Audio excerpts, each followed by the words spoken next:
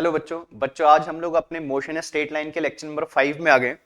और lecture number 4 बच्चों आपने देखा होगा।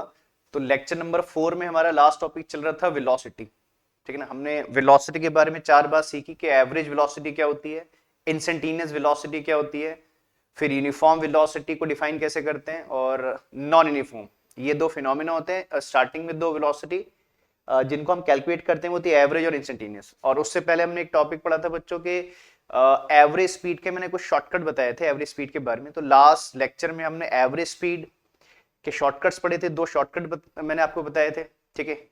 और फिर शॉर्टकट के बाद हमने वेलोसिटी के बारे में पढ़ा था। आज बच्चों हम लोग टॉपिक पढ़ने वाले एक्सेलरेशन। एक्सेलरेशन क्या होता है, फिर एक्सेलरेशन के बाद मोशन की इक्वेशन और उनके डायरेक्शंस पढ़ेंगे।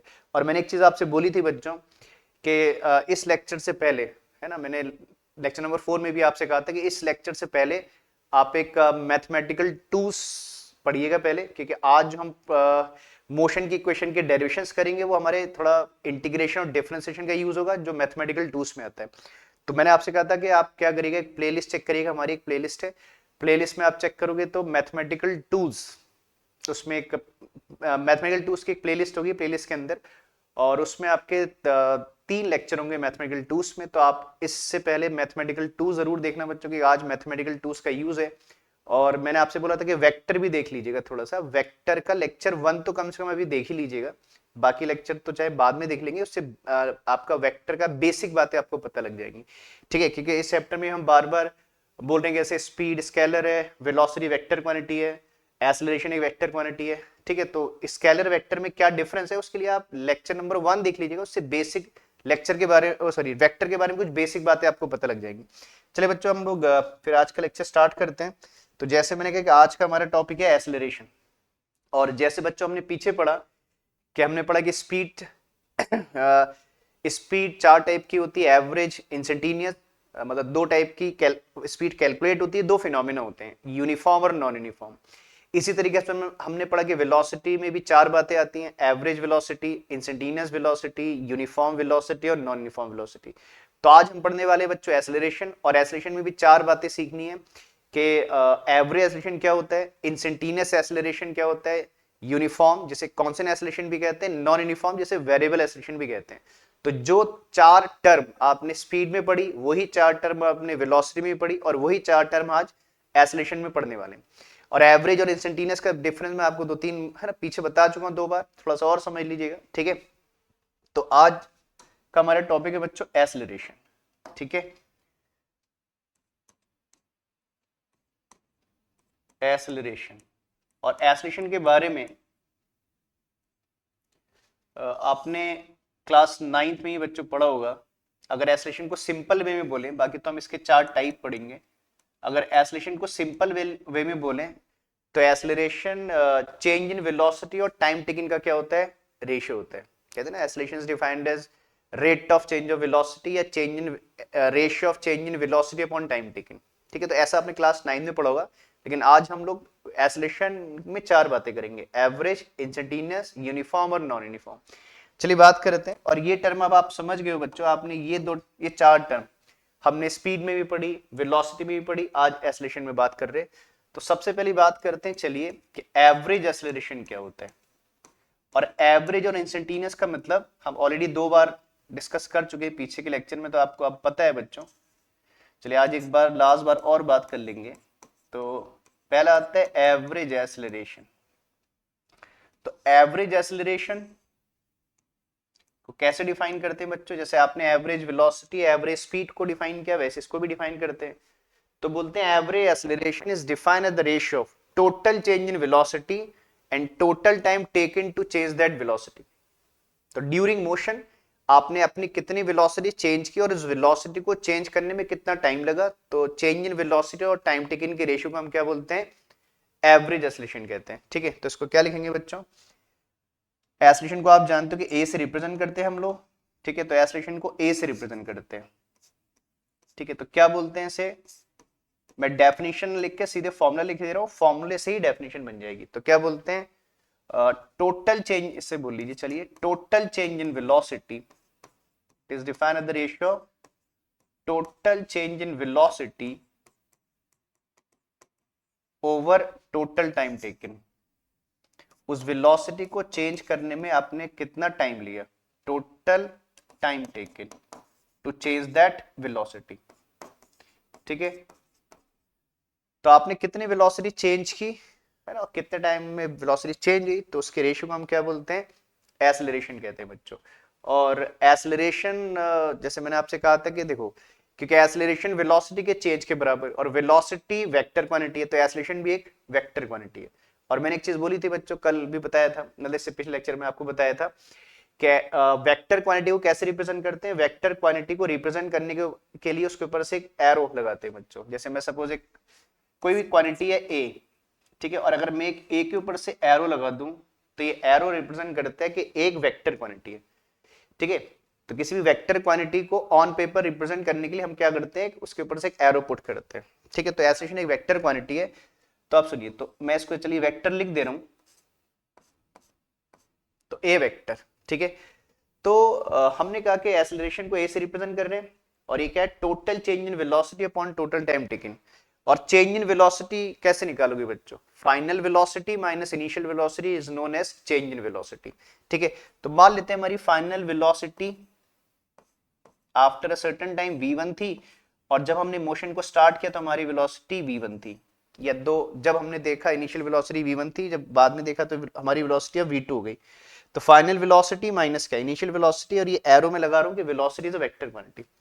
ठीक है, नीचे क्या आएगा, टाइम टेकन। ये t1 वो टाइम है जब आपकी वेलोसिटी v1 थी, t2 वो टाइम है जब आपकी वेलोसिटी क्या थी, v2 थी। ठीक है, अब आप इसको ऐसे भी ले सकते हो बच्चों, डेल्टा v,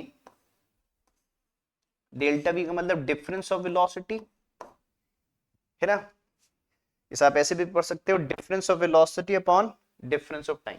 ठीक है, और यूनिट तो बच्चों आप समझते ही हो, ये तो आप फर्स्ट चैप्टर से पढ़ते आ रहे हो। ठीक है ना, वेलोसिटी होती है मीटर पर सेकंड, और मीटर पर सेकंड में नीचे भी टाइम आ गया तो मीटर पर सेकंड स्क्वायर। मैं आगे से लिख दे रहा हूं, इसकी यूनिट हो जाती है मीटर पर सेकंड स्क्वायर। ठीक है, so this is called average velocity. ठीक है, तो एवरेज वेलोसिटी को हम ऐसे डिफाइन करेंगे, जैसे हम एवरेज स्पीड को डिफाइन कर रहे थे, एवरेज वेलोसिटी डिफाइन कर रहे थे, वैसे हम एवरेज एक्सीलरेशन को इस तरीके से डिफाइन करते हैं। चलिए, ये तो बात आ गई कि एवरेज एक्सीलरेशन क्या होता है। ठीक है ना, अब बात करते हैं कि इंस्टेंटेनियस एक्सीलरेशन क्या होता है। ये तो बात हुई एवरेज की। ठीक है, चलिए बात समझ लेते हैं कि इंस्टेंटेनियस क्या होता है। ठीक है, तो इंस्टेंटेनियस एक्सीलरेशन समझना बच्चों, थोड़ा इसको साइड में कर देता हूं मैं, कि किसी के साइड में बता देता हूं, क्योंकि एवरेज से ही हमारा इंस्टेंटेनियस आता है। ये चीज आप बच्चों जान चुके हो, ये बात हम पीछे पढ़ चुके हैं। ठीक है, तो आप समझिए कि दूसरा एक्सीलरेशन, ठीक है भाई, किसी न्यूमेरिकल में या तो आपसे एवरेज एक्सीलरेशन पूछेंगे, या फिर क्या पूछेंगे, इंस्टेंटेनियस। और एवरेज और इंस्टेंटेनियस का मतलब मैं आपको पीछे बता चुका हूं बच्चों, कि अगर आपसे एक्सीलरेशन एट अ टाइम पूछे, मतलब एक पर्टिकुलर टाइम पर पूछे, तो वो क्या होगा, इंस्टेंटेनियस होगा। दो टाइम के बीच में पूछेंगे तो क्या होगा, एवरेज होगा। तो इंस्टेंटेनियस चीज एट अ टाइम होती है, और कोई भी चीज एवरेज होगी तो वो दो टाइम के बीच में कैलकुलेट करेंगे। तो अभी हम बात कर रहे हैं किसकी, अब इंस्टेंटेनियस एक्सीलरेशन। और ये हम तीसरी बार बात कर रहे हैं बच्चों इसके। हम इंस्टेंटेनियस स्पीड पढ़ चुके हैं, इंस्टेंटेनियस वेलोसिटी पढ़ चुके हैं, अब हम इंस्टेंटेनियस एक्सीलरेशन की बात कर रहे हैं। तो इंस्टेंटेनियस टर्म का मतलब अब आप जानते हो बच्चों, है ना। इस बात को हम दो बार ऑलरेडी पीछे इसी चैप्टर में डिस्कस कर चुके हैं। चलिए एक बार फिर बता समझ लेते हैं। तो इंस्टेंटेनियस एक्सीलरेशन का मतलब, बोले इस नाम का क्या मतलब है, इंस्टेंटेनियस का क्या मतलब है, तो बोलते हैं acceleration at any instant of time, किसी भी इंस्टेंट पर, है ना, आपका जो एक्सीलरेशन है उसे क्या बोलते हैं, इंस्टेंटेनियस। और जिसको फॉर एग्जांपल समझ लीजिए, आप है ना मूव कर रहे थे, ठीक है ना, जैसे आपने कोई भी व्हीकल चला रहे हो आप, और आपसे कोई बोले कि आपका acceleration at t equal to 5 second कितना था। ठीक है, तो एक पर्टिकुलर टाइम पर एक्सीलरेशन बोल रहे हैं t इक्वल टू 5 सेकेंड, तो एक पर्टिकुलर टाइम पर जो आपका एक्सीलरेशन था उसे हम क्या बोलते हैं, इंस्टेंटेनियस। और अगर दो टाइम के बीच में पूछेंगे तो हो जाएगा एवरेज। जैसे बोले कि एक्सीलरेशन निकाल दीजिए बिटवीन 0 टू 10 सेकेंड, कि आपने इनिशियल 10 सेकेंड, 0 से 10 सेकेंड के बीच में आपका एक्सीलरेशन क्या था।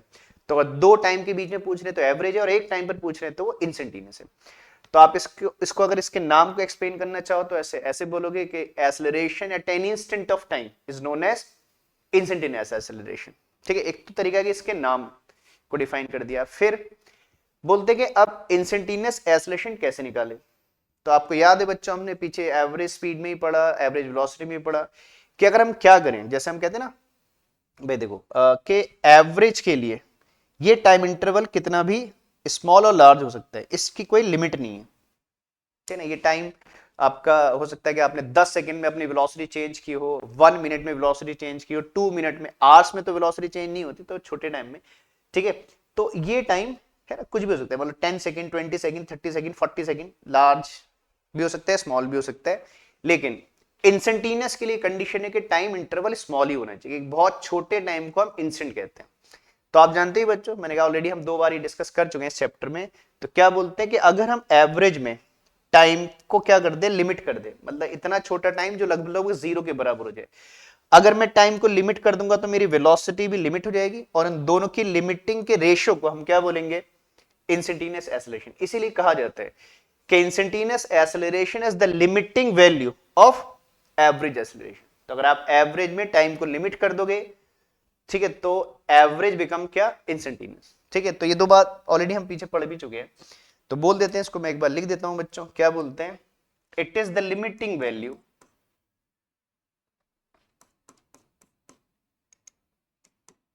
it is the limiting value of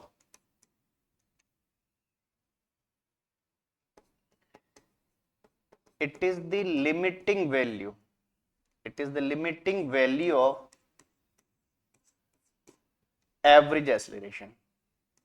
It is the limiting value of average acceleration, ठीक है। तो एवरेज एक्सेलरेशन की लिमिटिंग वैल्यू को हम क्या बोलते हैं, इंस्टेंटेनियस बोलते हैं, ठीक है। और लिमिट कैसे लिखते हैं भी आप जान गए होंगे बच्चों, अगर आप लेक्चर 1 से पढ़ते आ रहे हो, तो क्या बोलते हैं, इंस्टेंटेनियस एक्सेलरेशन को भी ए से ही रिप्रेजेंट करते हैं बच्चों, रिप्रेजेंट दोनों का सेम है। अभी हमने एवरेज को ए लिखा है, तो मैं इंस्टेंटेनियस को आई इंस्टेंटेनियस लिख देता हूं, आई इंस्टेंटेनियस। और देखो भाई, एक्सेलरेशन एक वेक्टर क्वांटिटी है, ऐसा नहीं कि हम वेक्टर नहीं लगाएंगे तो स्केलर हो जाएगा, जो चीज वेक्टर है वो वेक्टर है ना। तो मैं अगर एरो नहीं भी लगा रहा हूं, वेक्टर रिप्रेजेंट नहीं भी कर रहा हूं, तो it is a vector quantity, तो अंडरस्टूड कर लीजिएगा, ठीक है।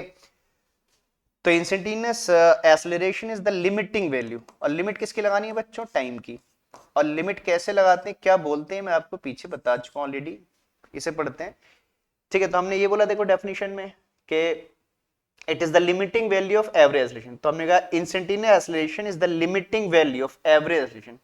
और लिमिट किसके लगा रहे हैं, मैंने कहा था लिमिट को शॉर्ट में LIM लिखते हैं, LIMIT पूरा लिख सकते हो, आपकी चॉइस है। इसे पढ़ते हैं लिमिट डेल्टा टी टेंडिंग्स टू 0, मतलब इस टाइम इंटरवल को स्मॉल कर रहे हैं बच्चों, स्मॉल कर रहे हैं, स्मॉल कर रहे हैं, स्मॉल कर रहे हैं, और किसकी तरफ जा रहे हैं, हल्के हल्के 0 की तरफ जा रहे हैं, 0 को टच नहीं करना है, मतलब नियर टू 0 कहीं पर आप होगे।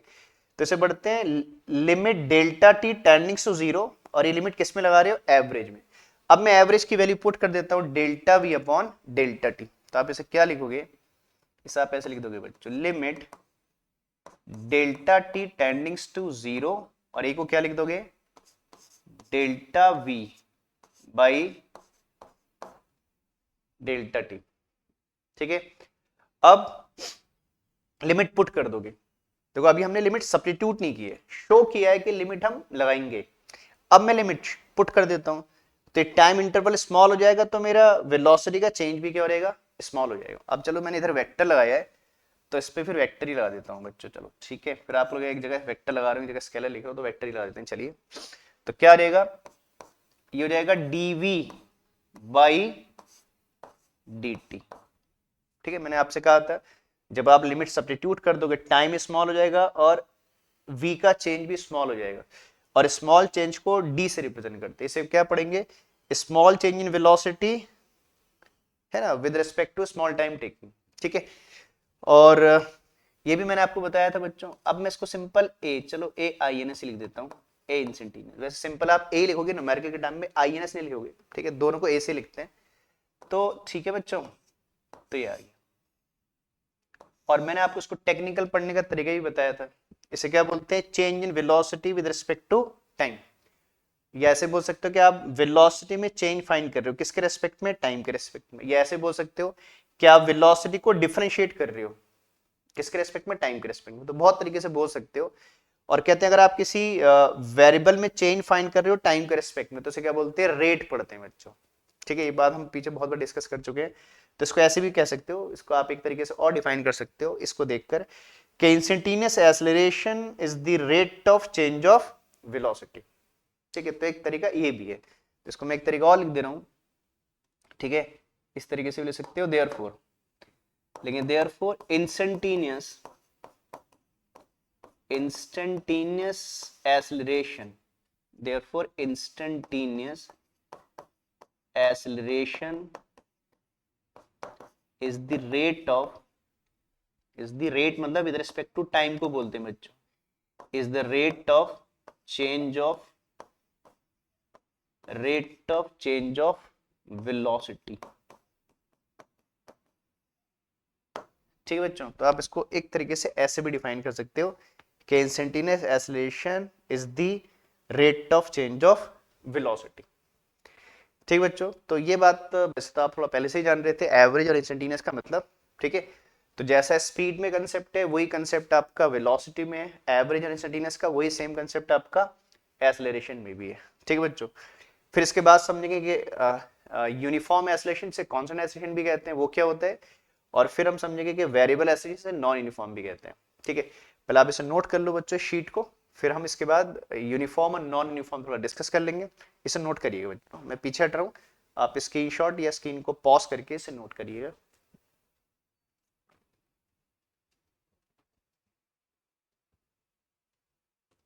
ठीक है, चलिए नोट कर लिया आई थिंक सब बच्चों ने। चलो बच्चों, अब नेक्स्ट दो फिनोमिना की बात भी कर लेते हैं। यानी ये हमने स्पीड में ही बात की थी, वेलोसिटी में ही बात की थी, तो यहाँ भी कर लेते हैं बात। अब आता है क्या आपका कि एवरेज एक्सेलरेशन क्या होता है, सॉरी यूनिफॉर्म, या उसे क्या बोलते हैं आपका, यूनिफॉर्म को कांस्टेंट भी कहते हैं और नॉन यूनिफॉर्म को वेरिएबल भी कहते हैं। तो यूनिफॉर्म या जैसे आप कांस्टेंट भी कह सकते हो, uniform slash constant acceleration, uniform या इसे बोलते हैं कांस्टेंट एक्सेलरेशन। तो ये भी आप समझते ही हो बच्चों, ये फिनोमिना भी हम तीसरी बार इस फिनोमिना की बात कर रहे हैं। ठीक है, तो एक्सेलरेशन कब प्रोड्यूस होगा, जब वेलोसिटी चेंज होगी। और अगर आप इक्वल टाइम में वेलोसिटी इक्वली चेंज कर रहे हो, तो आपका जो एक्सेलरेशन है वो यूनिफॉर्म या कांस्टेंट कहलाएगा। जैसे मान लीजिए आप ठीक है कोई व्हीकल चला रहे हो, 2 व्हीलर 4 व्हीलर, और मान लीजिए आप हर 10 सेकंड में, जैसे आपने पहले स्टार्टिंग के 10 सेकंड में आपने वेलोसिटी को मान लीजिए 20 मीटर पर सेकंड चेंज किया, फिर अगले 10 सेकंड में भी आपकी वेलोसिटी का चेंज 20 मीटर पर सेकंड है, फिर अगले 10 सेकंड में भी आपकी वेलोसिटी का चेंज क्या है, 20 मीटर पर सेकंड है। ठीक है, तो आप इक्वल इंटरवल में वेलोसिटी को इक्वली चेंज कर रहे हो, तो बोलेंगे कि जो ऑब्जेक्ट है वो उसका एक्सेलरेशन क्या है, कांस्टेंट है, या वो कांस्टेंट एक्सेलरेशन से मूव कर रहे हैं। तो मैं एक बार बोल दे रहा हूं, प्रॉपर डेफिनेशन क्या बोलेंगे कि an object is said to be moving with constant acceleration if its velocity changes by equal amount in equal intervals of time। तो मैं लिख देता हूं बच्चों। ठीक है, तो इसको ऐसे डिफाइन कर देंगे बच्चों, डेफिनेशन लिखने को आ जाती है। क्या बोलते हैं, an object is said to be moving with an object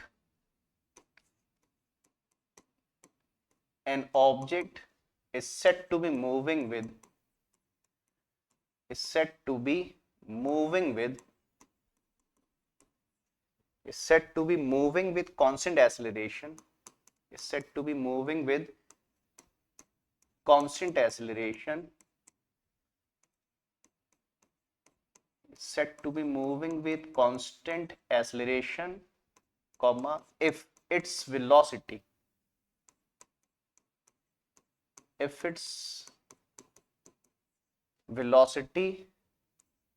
changes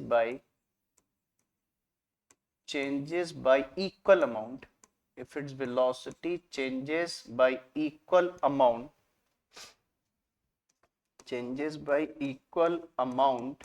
in equal intervals of time, ठीक बच्चों। So this is called constant acceleration, है ना। फिर पढ़ दे रहा हूं एक बार, क्या बोला मैंने an object is said to be moving with constant acceleration if its velocity changes by equal amount या amounts एक ही बात, चलो मैंने लिख दिया, in equal intervals of time। ठीक बच्चों, समझ रही हो? तो ये फिनोमिना है, ये कैलकुलेट नहीं होते बच्चों, ये फिनोमिना है, कैलकुलेट एवरेज या इंस्टेंटेनियस होगी। ठीक है, फिर इसका रिवर्स होता है नॉन यूनिफॉर्म, जिसे वेरिएबल एक्सेलरेशन भी कहते हैं। अगर ऐसा हुआ तो यूनिफॉर्म है और ऐसा नहीं हुआ तो नॉन यूनिफॉर्म है। ठीक है, चलो उसको भी लिख देते हैं बच्चों जल्दी से। तो इसके बाद हमारा एक्सेलरेशन कंप्लीट हो जाएगा। तो अब बात आता है नॉन यूनिफॉर्म, या जिसे क्या बोलते हैं बच्चों, वेरिएबल एक्सेलरेशन। नॉन यूनिफॉर्म को वेरिएबल भी कहते हैं, नॉन यूनिफॉर्म एक्सेलरेशन भी कह सकते हो या वेरिएबल एक्सेलरेशन भी कह सकते हो। ठीक है, तो ऊपर जो आपने लिखा उसका रिवर्स है। अगर ऊपर जैसा नहीं हुआ तो नॉन यूनिफॉर्म हो जाएगा। मींस इसको आप दो तरीके से कह सकते हो कि कोई ऑब्जेक्ट अपनी वेलोसिटी को क्या कर रहा है, इक्वल टाइम में अनइक्वली चेंज कर रहा है। जैसे मान लो उसने पहले 10 सेकंड में अपनी वेलोसिटी को 10 मीटर पर सेकंड बढ़ाया, फिर अगले 10 सेकंड में उसने वेलोसिटी को का चेंज 20 मीटर पर सेकंड किया, फिर अगले 10 सेकंड में 15 कर दिया, फिर एंड सो ऑन ऐसे चलता रहा। ठीक है, तो टाइम इंटरवल इक्वल है लेकिन उसकी वेलोसिटी का चेंज उन टाइम इंटरवल में अनइक्वल है। या आप इसको रिवर्स वे में कह सकते हो कि वो वेलोसिटी इक्वली चेंज कर रहा है लेकिन जो टाइम इंटरवल है अनइक्वल है। जैसे पहले उसने 10 मीटर पर सेकंड वेलोसिटी चेंज की पहले मान लो 5 सेकंड में, फिर उसने क्या किया, अपनी वेलोसिटी 10 मीटर पर सेकंड चेंज की लेकिन टाइम लगाया 10 सेकंड, फिर ऐसे सो ऑन। ठीक है, तो एक चीज इक्वल और एक चीज अनइक्वल है, और दोनों चीज में अनइक्वल हो सकते हैं कि टाइम इंटरवल भी अनइक्वल हो और आपकी वेलोसिटी का चेंज भी अनइक्वल हो। तो तीन बातें नहीं लिख रहे हैं, पहले दो बात लिख देते हैं। मैं एक बार बोल देता हूं, क्या बोलते हैं, an object is said to be moving with variable acceleration if its velocity changes by equal amount in an equal interval of time। velocity changes by equal amount in unequal interval of time, या ऐसे बोल देंगे velocity changes क्या unequally, या velocity changes, मतलब पहले वाले का रिवर्स लिख देंगे। मैंने क्या बोला पहले, मैं पहले लिख देता हूं, उससे सही रहेगा, है ना। ऐसे बोलते हैं, देखो बोलेंगे an object is said to be moving with, कभी बोलने में ना एक जैसी बात हो जाती है तो लिख देते हैं an object, मतलब एक बार वेलोसिटी इक्वल होगी तो टाइम नहीं होगा, जब टाइम इक्वल होगा तो वेलोसिटी इक्वल नहीं होगी, सिंपल सी बात है। An object is said to be moving with, said to be moving with, said to be moving with non uniform acceleration, या वेरिएबल एक्सेलरेशन भी कह सकते हो, एक ही बात है। Is said to be moving with non uniform acceleration if its velocity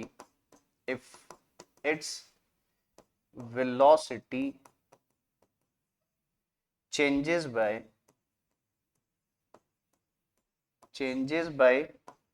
equal amount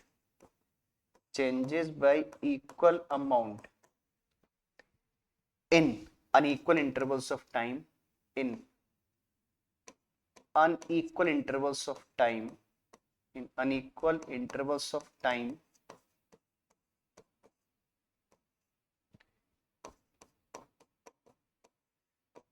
और इसको ऐसे भी कह सकते हो जैसे, और यहां पर देखो हमने वेलोसिटी को इक्वल बोला, और ऐसे भी कह सकते हैं कि और velocity changes unequally in equal intervals of time, और अब वेलोसिटी को अनइक्वल कर दो, टाइम को इक्वल कर दो, और वेलोसिटी चेंजेस unequally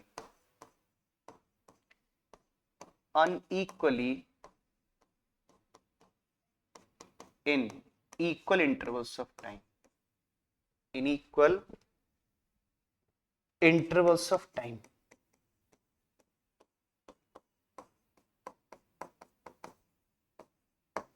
ठीक बच्चों, तो ये दो फिनोमिना है कि यूनिफॉर्म कब बोलते हैं एक्सेलरेशन को और नॉन यूनिफॉर्म कब बोलते हैं।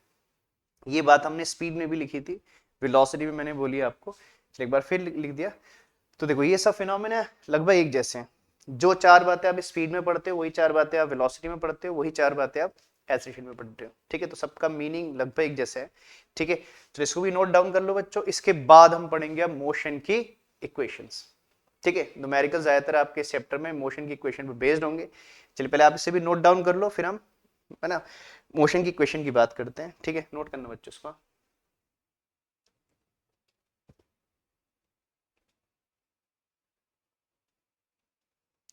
ठीक है, चलो अब बात करते हैं, अच्छा टॉपिक है। ठीक है, अब बात करते हैं। तो जैसे हमने कहा कि आप क्लास 9th तक बच्चों, 9th या 10th तक मोशन के 3 इक्वेशन के बारे में आपने पढ़ा। फर्स्ट इक्वेशन को आप बोलते हो v equal to u plus a t, second को s is equal to u t plus half a t square, third equation of motion को आप बोलते हो v square minus e square equal to 2s। ठीक है ना। लेकिन class 11 में एक फोर्थ इक्वेशन ऑफ मोशन भी होती है, जिसे बोलते हैं distance travel in n second, जिसका फॉर्मूला होता है u plus half a two n minus one. ये कैसे आता है इसको समझेंगे ही बच्चों। ठीक है, तो हाँ यहाँ पर हम 4 इक्वेशन के बारे में पढ़ेंगे। और इन्हें कहते क्या हैं? इन्हें बोलते हैं equations of uniformly accelerated motion. Uniformly accelerated motion का समझ रहे हो, मतलब इन इक्वेशन में हम ये मान के चलते कि हमारा जो एक्सेलरेशन है वो कांस्टेंट है। मतलब हम ये जो मोशन की इक्वेशन पढ़ रहे हैं, इसमें जो हम ए लिखते हैं वो ए क्या होता है बच्चों? कांस्टेंट होता है। ये वेरिएबल इक्वेशन, वेरिएबल एक्सेलरेशन के लिए इक्वेशन नहीं होती है। ठीक है, तो पहले मैं हेडिंग लिख दे रहा हूँ और इसमें क्या क्या अज्यूम करते हैं वो एक डायग्राम में समझा दूंगा। ठीक है, ध्यान देना बच्चों। तो अब हम बात कर रहे हैं किसकी? Equations of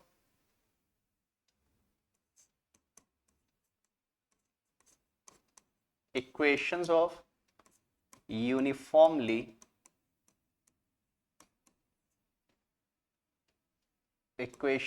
uniformly accelerated motion। मतलब एक मोशन हो रही है जिसमें एक्सेलरेशन क्या है बच्चों? कांस्टेंट है। यूनिफॉर्म को मैंने कहा कांस्टेंट भी कहते हैं। तो इक्वेशंस ऑफ यूनिफॉर्मली एक्सेलरेटेड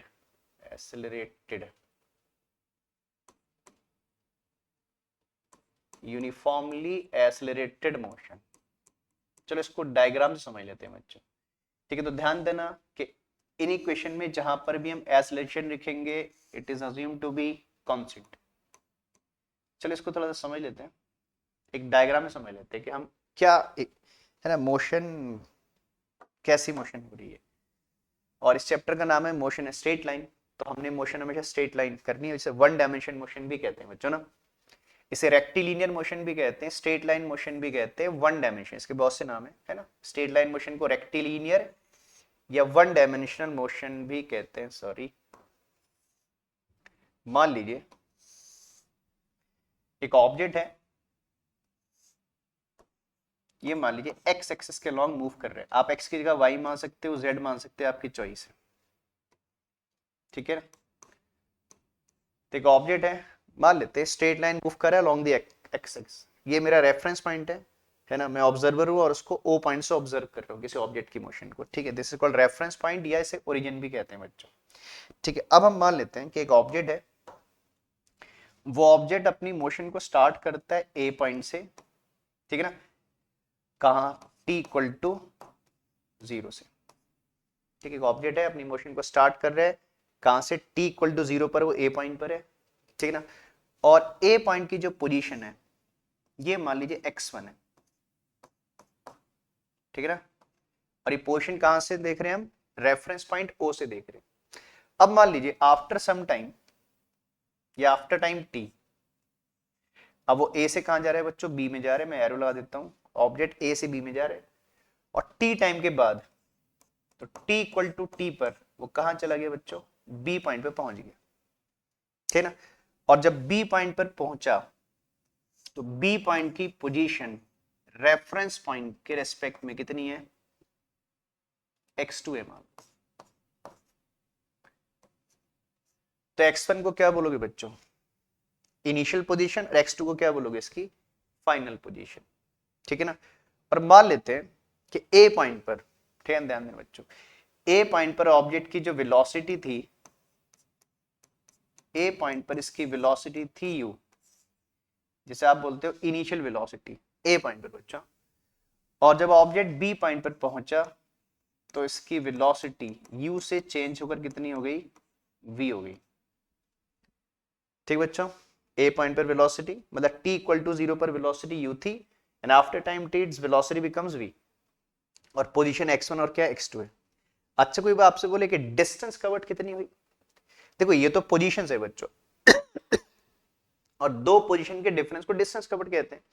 तो डिस्टेंस कवर्ड क्या है, ए और बी के बीच की, तो हम डिस्टेंस कवर्ड को एस मान लेते हैं बच्चों। जो इन दो पोजीशन का डिफरेंस है। ये एस बेसिकली क्या है, देखो ना बच्चों, x2 माइनस x1 के बराबर है।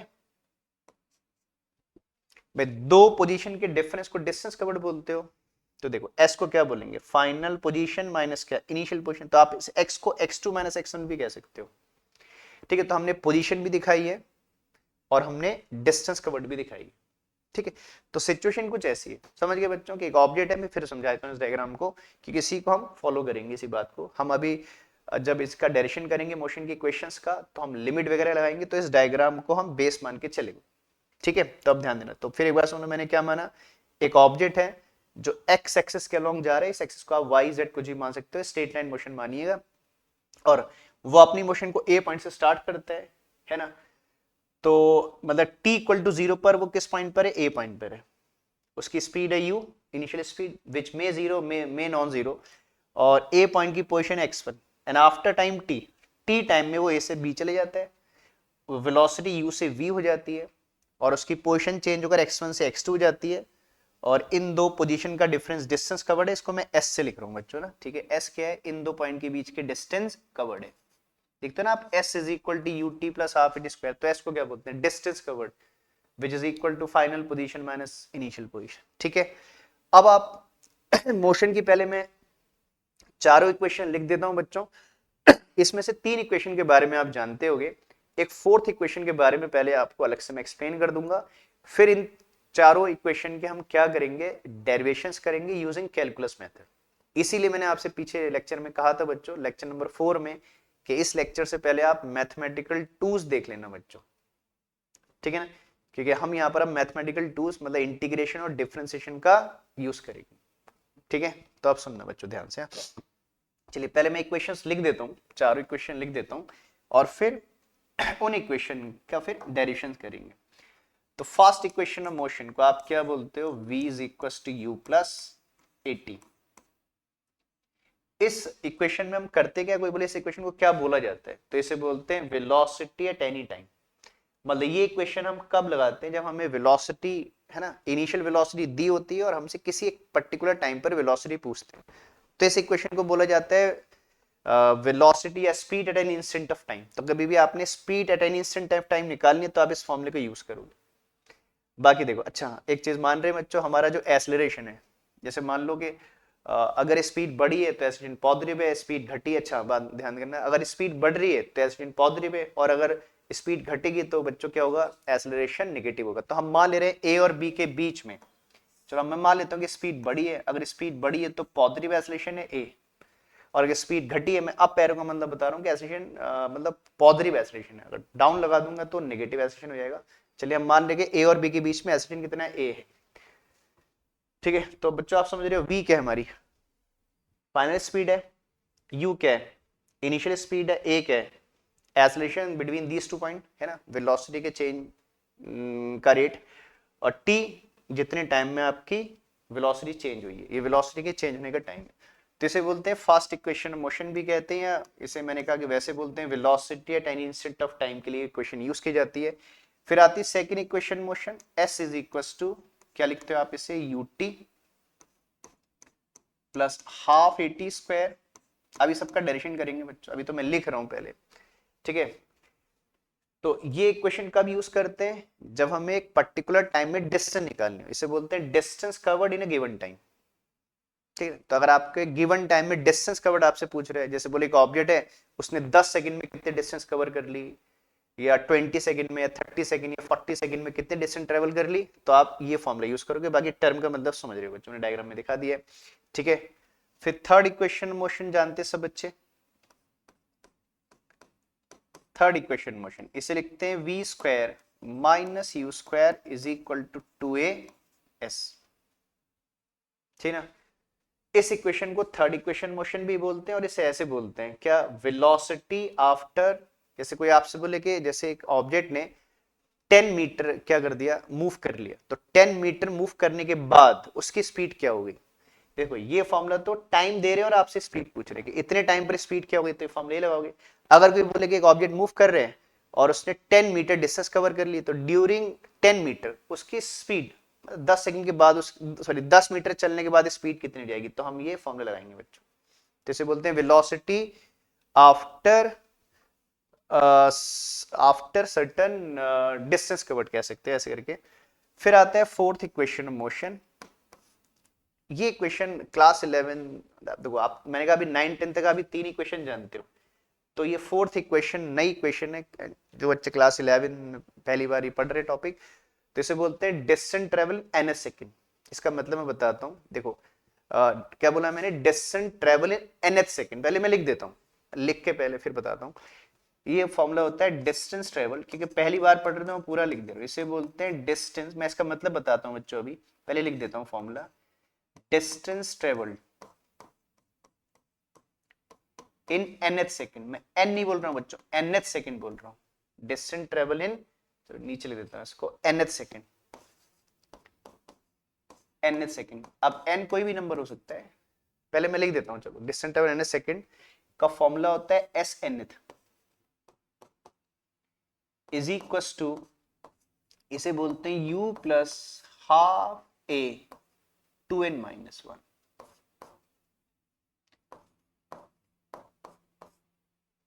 इसका मतलब मैं पूरा भी एक्सप्लेन कर देता हूं बच्चों आपको, और इसको मैं कैलकुलेट करके भी दिखा दूंगा। एक तो आपका डायरेक्शन कैलकुलस मेथड से करोगे, इसको जनरल मेथड से भी कैलकुलेट कर सकते हो बच्चों। तो distance travel nth second का क्या मतलब है, ये एस एन एथ है बच्चों, एस एन एथ पढ़ते हैं इसको, ठीक है। तो एन सेकेंड और एन एस सेकेंड में क्या डिफरेंस है, जैसे अब समझना बच्चों ध्यान से।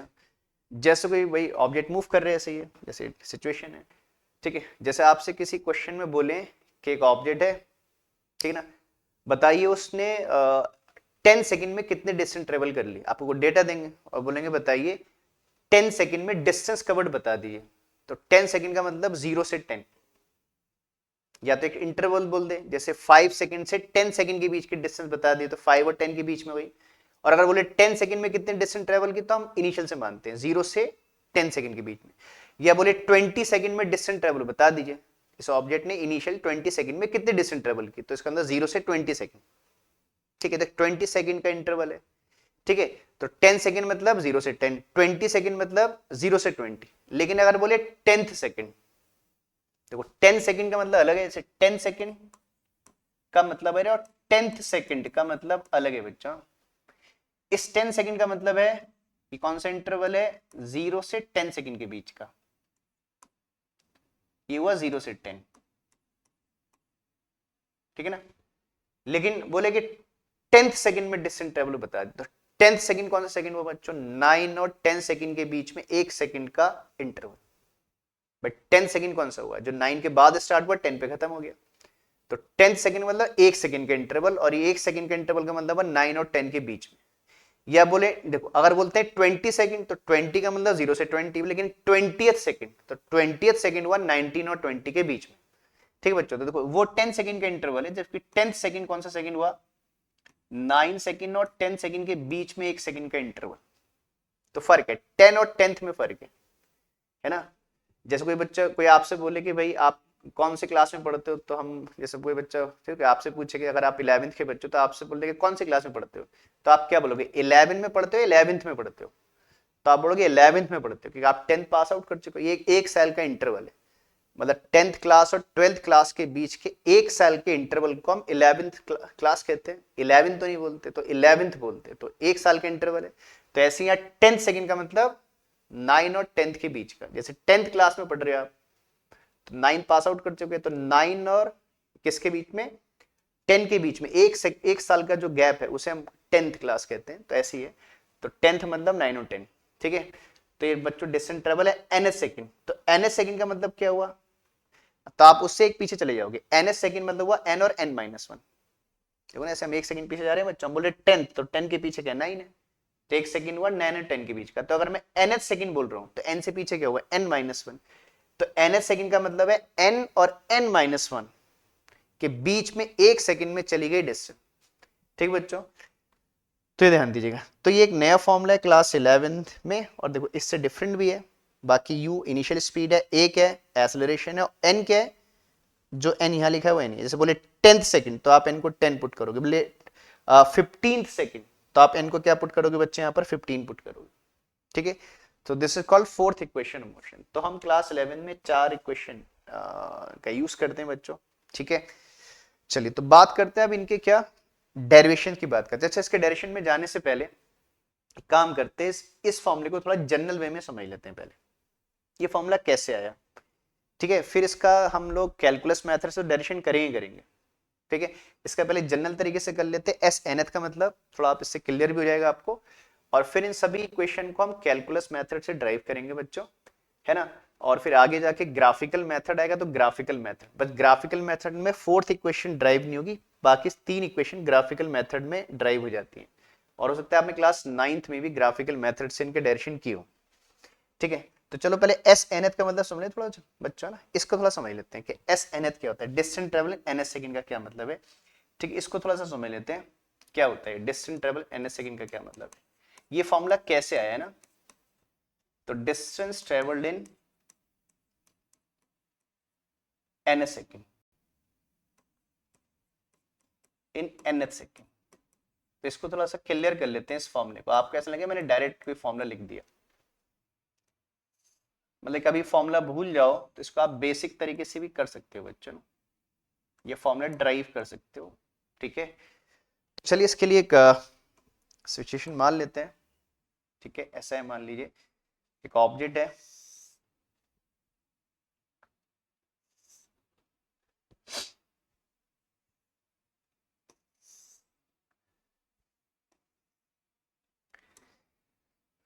मान लीजिए एक ऑब्जेक्ट है, ठीक है ना। वो अपनी मोशन को मान लीजिए ए पॉइंट से स्टार्ट करता है, टी इक्वल टू 0 पर ना, टी इक्वल टू 0 पर ए पॉइंट पर है। ठीक बच्चों, ठीक है, और मान लीजिए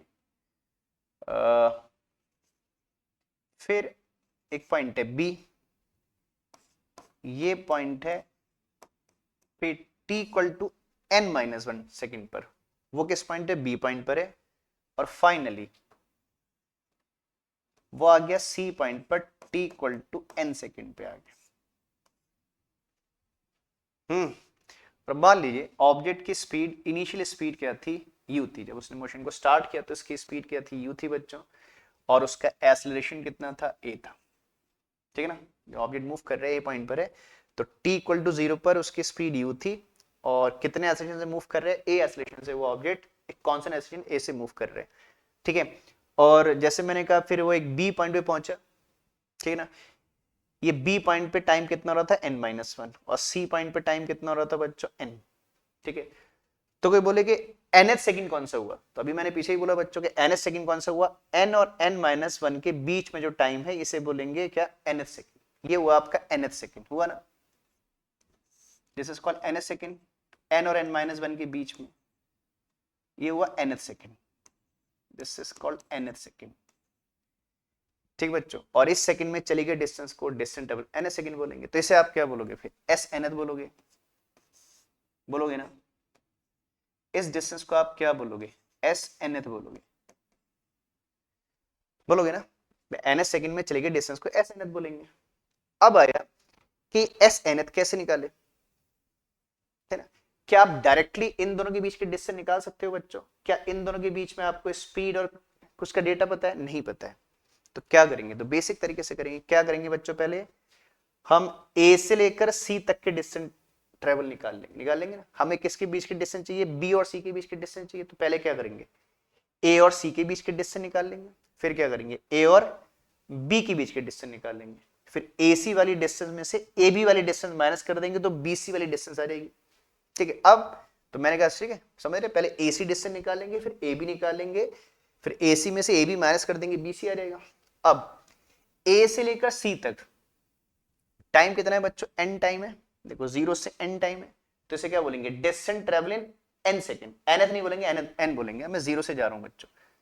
तो यहां से लेकर ए पॉइंट से लेकर सी पॉइंट तक के डिस्टेंस को आप क्या बोलोगे, एस एन। ये एस nth नहीं है बच्चा, ये 0 से लेके n सेकंड की चली गई डिस्टेंस है, तो इसे बोलेंगे Sn। इसी तरीके से a और b के बीच के डिस्टेंस को आप क्या बोलोगे, Sn-1। कि n-1 सेकंड में चली गई डिस्टेंस है, तो इसे बोलेंगे Sn-1, डिस्टेंस ट्रेवल इन n-1 सेकंड। ठीक है बच्चों, तो मेरा Snth कितना हो जाएगा, मैं Sn में से कितना माइनस कर दूंगा, Sn-1 कर दूंगा तो Snth आ जाएगा। तो ऐसा लिख सकता हूं ना बच्चों मैं, तो therefore Snth है ना। अब मैं Snth को क्या लिखूंगा, therefore Snth कितना होगा बच्चों, ये हो जाएगा Sn माइनस Sn-1। इसे क्या बोलेंगे, डिस्टेंस ट्रेवल nth सेकंड, इसे बोलेंगे distance travel n second, distance travel n-1 second. वो डायग्राम में समझ रहे हो, बस इन दोनों को माइनस करोगे Snth आ जाएगा। अब सुनो बच्चों, अब इसके लिए क्या लगाओगे, ut plus half at square, और इसके लिए भी क्या लगाओगे, ut plus half at square. Time कितना है इसमें, है ना, इसमें टाइम कितना है n-1। ठीक है, अब मैं इनके लिए ut plus half at square लगा दे रहा हूं। देखो दोनों के लिए इनिशियल स्पीड कॉमन है, क्योंकि दोनों मोशन ए से हम मेजर कर रहे हैं, ए से सी और ए से बी जा रहे हैं, तो दोनों के लिए स्पीड कॉमन है u। तो पहले मैं Sn लिख रहा हूं बच्चों, क्या लिखूंगा, u इंटू n। देखो टाइम n है, t नहीं है बच्चों, ये n टाइम में चलेगी, n सेकंड में चलेगी डिस्टेंस है, तो ut लिखते हैं ना, t को n लिख दिया, प्लस क्या लिखते हो, हाफ, एक्सेलरेशन को हमने a लेट किया है, a इंटू n स्क्वायर। समझ रहे बच्चों, यह आ गया आपका क्या, Sn। अब क्या लिखेंगे, मैं नीचे लिख दे रहा हूं, आगे स्पेस नहीं है। अब क्या करेंगे, Sn-1 लिखेंगे, तो इसमें क्या आएगा, u इंटू n-1 प्लस, देखो a और u दोनों के लिए कॉमन है, बट टाइम एक में n और एक में n-1 है, तो ये आएगा u plus half a n-1 का स्क्वायर। ठीक बच्चों, इसमें टाइम n था और इसमें टाइम n-1। ठीक है, अब एक मैं काम करता हूं, देखो अब एक काम करते हैं बच्चों, देखो हम u की टर्म को u के साथ ले लेते हैं और हाफ ए की टर्म को हाफ ए के साथ ले लेते हैं। अच्छा मैंने स्क्वायर गलत जगह लगा दिया बच्चों, ये सॉरी, n-1 पे स्क्वायर आएगा हाफ ए n-1 का स्क्वायर, मैंने ब्रैकेट के बाहर से लगा दिया था, वो n-1 पे स्क्वायर आएगा, ये स्क्वायर n-1 के ऊपर है। थोड़ा बड़ा कर देता हूं, हो सकता है आपको दिख ना रहो, ऐसा हो जाएगा। तो एक काम करिए बच्चों, देखो u की टर्म को u के साथ पेयर कर लीजिए और a की टर्म को a के साथ पेयर कर लीजिएगा, तो मैं इधर आएगा देखो un माइनस, यहां से कितना आएगा, आगे से माइनस साइन है, दोनों के साइन माइनस आ जाएंगे, u इंटू n-1। ठीक है बच्चों, तो देखो मैंने u की टर्म को u के साथ पेयर कर लिया और अब a की टर्म को a के साथ पेयर कर ले रहा हूं। ठीक है, तो इधर कितना आएगा, देखो ये आ जाएगा हाफ an स्क्वायर, अभी मैं कॉमन नहीं कर रहा हूं, बाद में आप शॉर्ट कर लेना, और देखो आगे से माइनस साइन ही माइनस हो जाएगा, हाफ a n-1 का स्क्वायर। ठीक है ना, अब एक काम करो बच्चों, इसमें से u कॉमन कर लो, इससे हाफ ए कॉमन कर लो। ठीक है, देखिए इससे u कॉमन कर लेंगे पहले ब्रैकेट से, और कितना बचेगा, देखो n, और इधर आप ब्रैकेट को ओपन कर देना, तो माइनस एन प्लस वन आ जाएगा, देखिए माइनस एन प्लस वन। मैंने u कॉमन कर लिया और इस माइन है ना, इस ब्रैकेट को हटा के साइन चेंज कर दिए, इधर आप हाफ ए कॉमन कर लोगे, हाफ ए, तो कितना बचेगा, एन स्क्वायर माइनस मैं एक काम करता हूं बच्चों, देखो हाफ ए कॉमन हो गया, एन स्क्वायर, इधर मैं स्क्वायर ब्रेक कर दे रहा हूं, आगे से माइनस में ब्रैकेट नहीं हटाऊंगा, स्क्वायर ब्रेक कर देता हूं, कितना आएगा, देखो ये आ जाएगा n square plus 1 minus 2n। ठीक है, मैंने हाफ ए कॉमन किया, एन स्क्वायर ऐसे कॉपी किया, n-1 के स्क्वायर को ब्रेक कर दिया, अभी साइन में आगे से माइनस लिखा है, मैंने ब्रैकेट नहीं हटाया, अगले स्टेप में मैं ब्रैकेट हटा दूंगा। तो देखो इधर n से n कैंसिल हो जाएगा बच्चों, हो जाएगा, देखो तो यहाँ तो क्या बचेगा, u इंटू वन, तो u आ गया, n से n गया, 1 बचा, 1 इंटू u हो गया। इधर देखो बच्चों, इधर आ जाएगा हाफ a, यहाँ क्या आ जाएगा, n square minus n square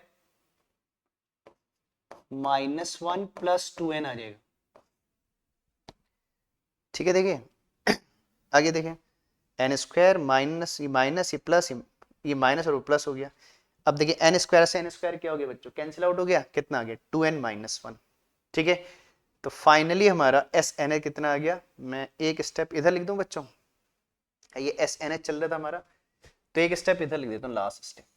तो फाइनली आपका एस एन एच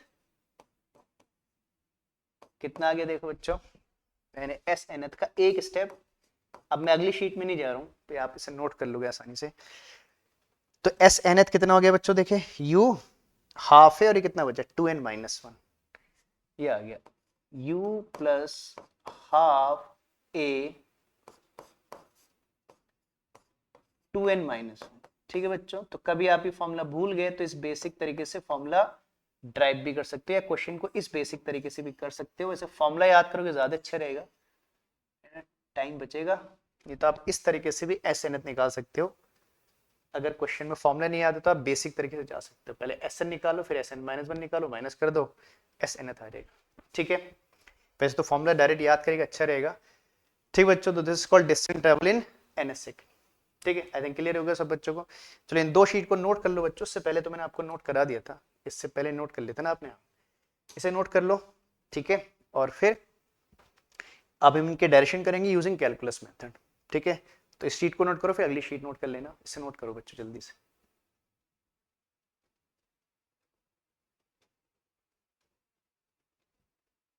ठीक है, नोट कर लिया बच्चों, चलो अब इसको भी नोट कर लो।